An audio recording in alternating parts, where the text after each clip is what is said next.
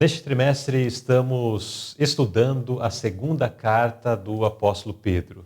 Temos aprendido lições muito especiais da palavra de Deus. E não tem sido diferente com estas lições tão maravilhosas, através das quais o Senhor tem falado ao nosso coração. Chegamos agora na 7ª lição e nesta lição estaremos considerando o tema Profecia para nossa edificação. Ao longo desse estudo, nós vamos perceber quão importante é a palavra profética na nossa vida. Ela dá norte, dá sentido para a nossa existência, tira-nos da confusão que o mundo está imerso. Enfim, vamos perceber de fato que precisamos estudar mais a palavra de Deus, conhecer mais as profecias, para não sermos confundidos com as diversas situações ou erros que são apresentados no mundo por falsos mestres, falsos profetas. Vamos aprender o que a palavra de Deus então nos diz, profecia para nossa edificação. Na segunda carta de Pedro, capítulo 1, verso 19, lemos assim: E temos muito firme a palavra dos profetas, a qual bem fazeis em estar atentos, como a uma luz que alumia em lugar escuro, até que o dia amanheça e a estrela da alva apareça em vossos corações. E o pensamento da inspiração: ao aceitar a mensagem do terceiro anjo, não prestamos atenção às fábulas, mas à firme palavra da profecia. Agora estamos vivendo sob o pleno brilho da luz da verdade bíblica. Esses pontos aqui mencionados nós estaremos considerando no decorrer do estudo que faremos a seguir. Então, neste estudo, nesta semana, estamos recebendo o pastor Jairo Nísio, ele que é presidente da Associação Central Brasileira. E vamos passar então às considerações das perguntas. Primeiro tópico: fé, não fábulas. Pergunta A: por que Pedro foi capaz de afirmar a divindade de Jesus Cristo? Irmão Jairo, por que ele tinha capacidade e pôde afirmar, confirmar a divindade de Jesus? Então, Luzilei, nós percebemos aqui que Pedro ele foi uma testemunha ocular da glória de Cristo. Então, Jesus separou 3 discípulos, que foi Pedro, foi Tiago e também João, e foi levado no alto monte, e ali Jesus se transfigurou. E até mesmo teve 2 testemunhas enviadas do céu, que foi Moisés e Elias. Então ali Pedro teve a oportunidade, o privilégio de ver Jesus na sua glória. E ali testemunhou também a presença de Elias e também de Moisés.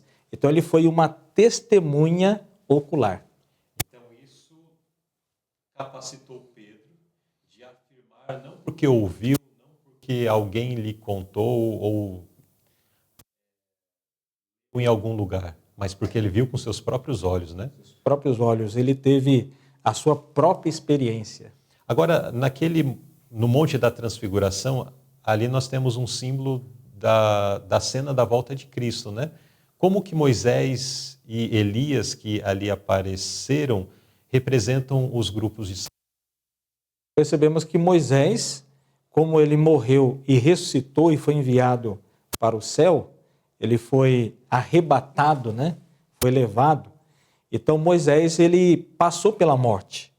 Então ele, na verdade, podemos colocar aqui que ele representa aqueles que morreram em Cristo, mas terão o privilégio de ser ressuscitados e levados para o céu. E agora, no caso, Elias é uma representação daqueles que não passarão pela morte. Então nós temos essas 2 classes de salvos, né? Então aqueles que vão passar pela morte e aqueles que não vão passar pela morte. Representada ali na transfiguração por Moisés e Elias. Então, ali foi uma miniatura da volta de Jesus, a qual Pedro pôde testemunhar isso, pôde contemplar ali no Monte da Transfiguração. Agora, a pergunta B desse primeiro tópico, ela caminha bem semelhante com a pergunta A. O que Pedro foi capaz de declarar com confiança e como devemos, pela fé, imitar seu corajoso exemplo. Então Pedro deixa bem claro na sua carta que ele foi essa testemunha ocular. Ou seja, como já foi explicado, né? Ele não ouviu de terceiros. Então ele foi a própria testemunha, ele teve essa experiência pessoal. E ele deixa bem claro aqui que ele viu, ele ouviu, ele testemunhou, e nós precisamos também colocar como exemplo para a nossa vida. Às vezes a gente passa por algumas experiências, alguns momentos difíceis, de aflições, e nós temos ali uma experiência com Deus, uma resposta da nossa oração, ou até mesmo a nossa própria convicção, nosso conhecimento, a nossa conversão em Cristo. Ou seja, nós precisamos seguir o exemplo do apóstolo Pedro, testemunhar das maravilhas operadas por Deus em nossa vida. Exatamente. Isso é muito impactante, inclusive no que diz respeito às questões evangelísticas, né?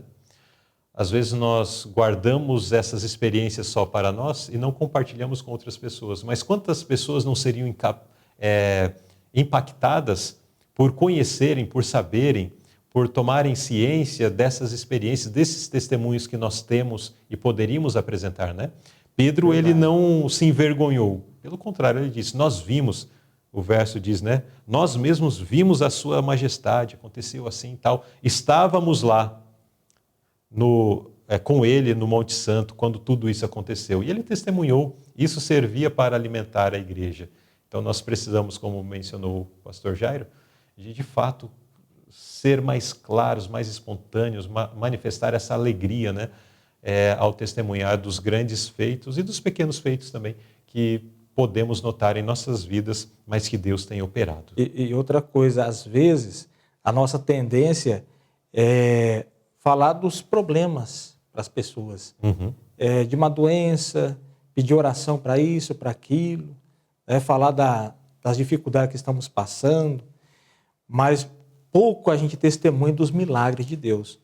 Às vezes, na igreja, no culto de quarta-feira, né, culto de oração, eu sempre faço esse apelo para os irmãos. Olha, os irmãos precisam vir aqui à frente, não só para fazer pedido, mas para agradecer dos milagres de Deus, testemunhar.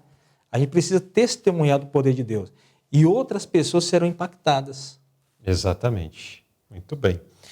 E um último aspecto ainda que podemos tirar aqui, daí baseado na nota da pergunta B, onde faz menção das fábulas artificialmente compostas e assim por diante. Então, o irmão Jairo disse assim, às vezes nós encontramos com outras pessoas, ficamos dialogando com elas acerca dos nossos problemas, das nossas dificuldades, e às vezes comentando fábulas, mentiras, erros, doutrinas erradas, brincadeiras, coisas que não fazem sentido, não são alimento para o nosso caráter, não são alimento para o nosso coração. E ao agir desta forma, nós vamos sendo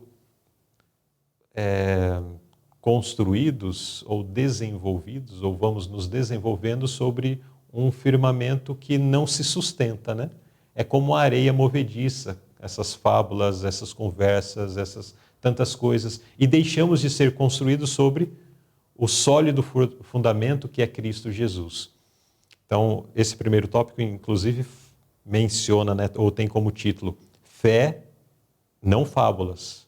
Mas o que tem feito parte da nossa vida? Falar de experiências de fé, dessas experiências com Deus, falar da própria palavra de Deus, falar do próprio Jesus, ou de repente nossa mente está mais voltada para as questões triviais do dia a dia, coisas que de forma alguma nos sustentarão no dia do juízo.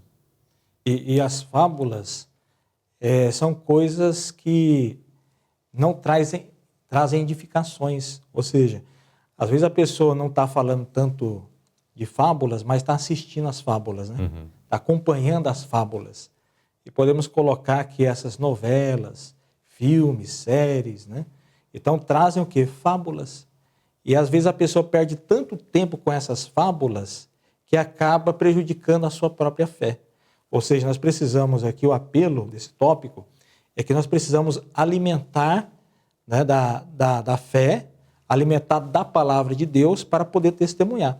Porque você vai falar aquilo que está cheio do seu coração. Então, se seu coração está vazio da palavra de Deus, então você vai ter dificuldade de transmitir isso.